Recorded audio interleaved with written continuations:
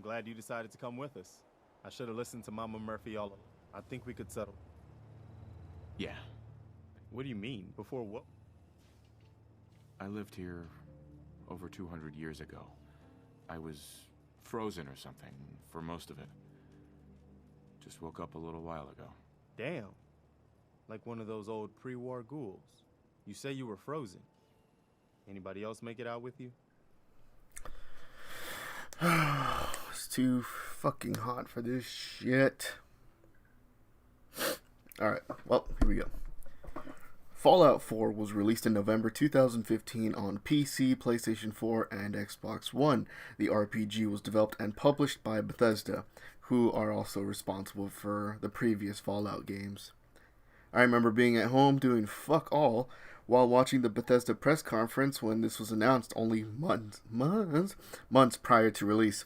Unfortunately, I never got the chance to pre-order it, but when my birthday came around in November, my brother pre-ordered it for me on PSN, and as soon as it was available for me to play, I jumped on that shit. That said, like The Witcher 3, I played this game up until the final missions, and then I just stopped playing, for some unknown dumbass reason. So, for this playthrough that I did on my review, I finally did that. I finally finished the game. In Fallout 4, you play as character with a family. At the very last minute, you sign up for a position in a vault in case of nuclear annihilation. Only minutes later, guess what happens? Nuclear annihilation. In the Fallout universe, vaults were created as social experiments, but lied to people about it to get inside. Your vault cryogenically, I think that's what it is, froze people.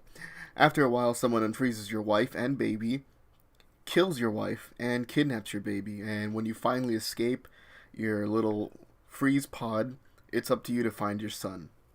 The score I'm giving Fallout 4 is a 7.5 out of 10.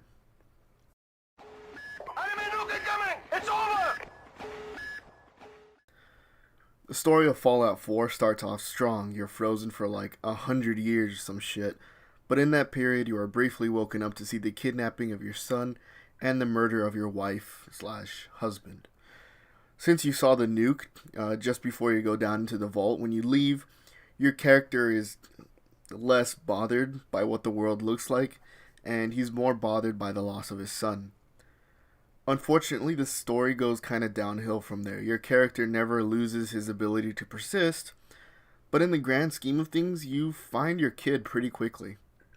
You wake up, you go to a baseball field, go to some mercenaries' hideout, go to a cave, and then a secret robot/Skynet society.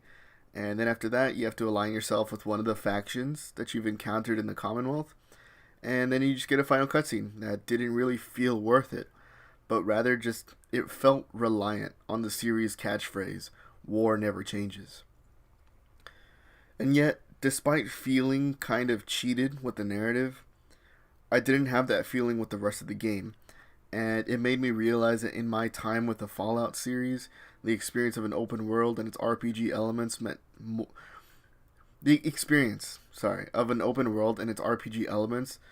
more to me than the main story.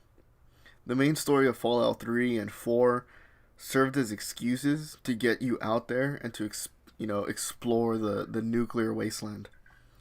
So my point is that if you're going to the Fallout series for the first time, or Fallout 4, more specifically, for the first time, don't expect to be blown away by the story, but instead, expect to see yourself enjoying the open world. Enemy nuke incoming! It's over! Fallout 4 it's still extremely buggy. Sure, it's common knowledge collectibles are to Ubisoft as bugs are to Bethesda, but jokes aside, here's the shocker. It's not actually a good thing. People joke about it like, oh, haha, it's just Bethesda. It doesn't make it any better. I played it as soon as, the PSN store unlocked my digital copy, and the game played well, but even in those few hours, there were little bugs here and there.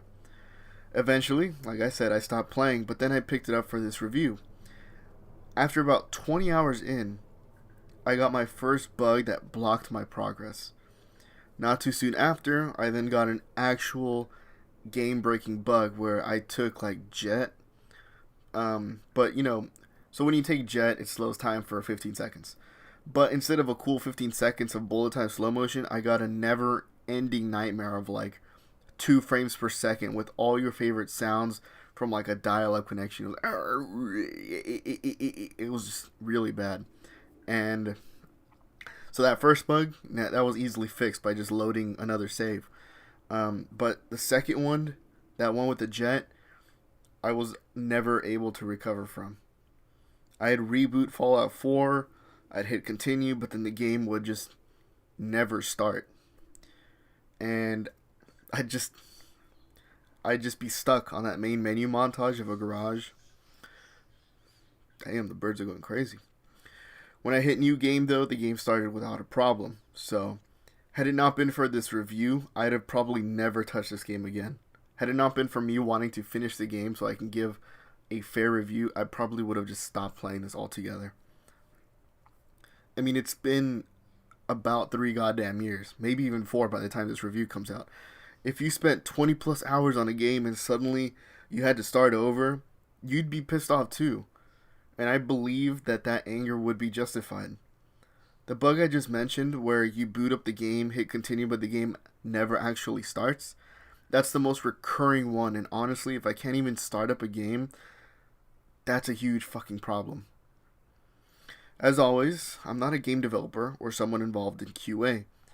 Making a video game is a love triangle between art, science, and business. When you make a game, you want it to be your personal work of art. You want it to be, you want it to work, and you want it to be profitable.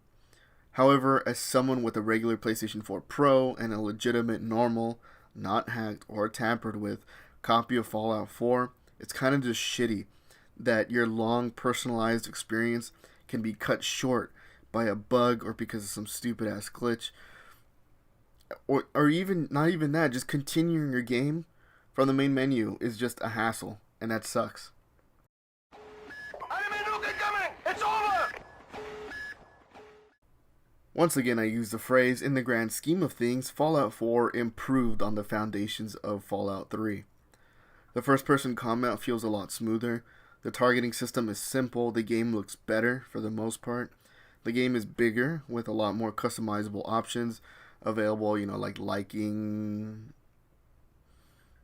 What? Sorry, I can't... When I do these reviews or write notes, I scribble them in my iPad, but sometimes I can't even read my own writing.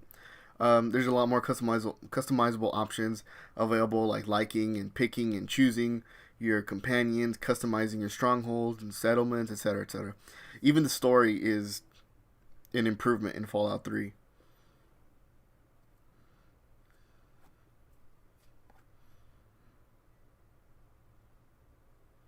That is so weird. I totally erased a whole part of my review here, and I don't even know what it says anymore. Oh well, it's the end of that reason. Enemy nuke incoming! It's over!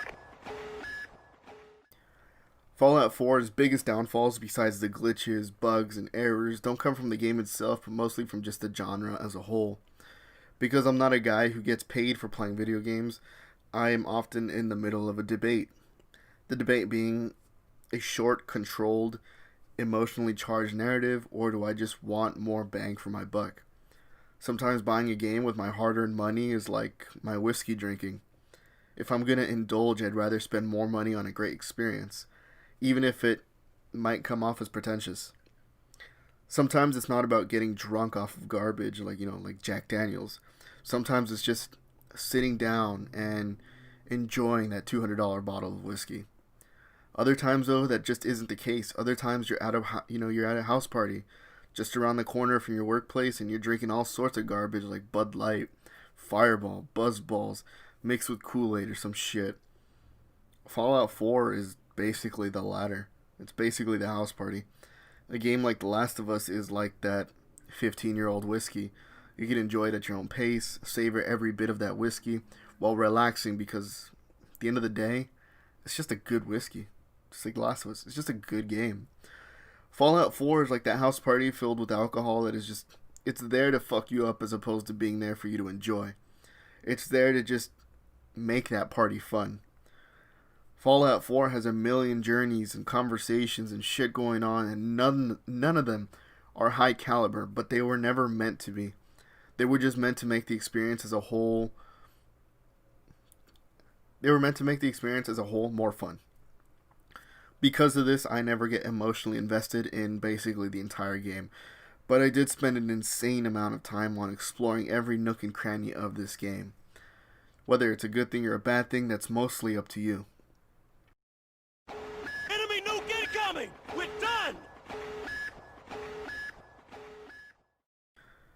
Fallout 4 is a massive playground with so many things to offer that sometimes you just have no idea where to go.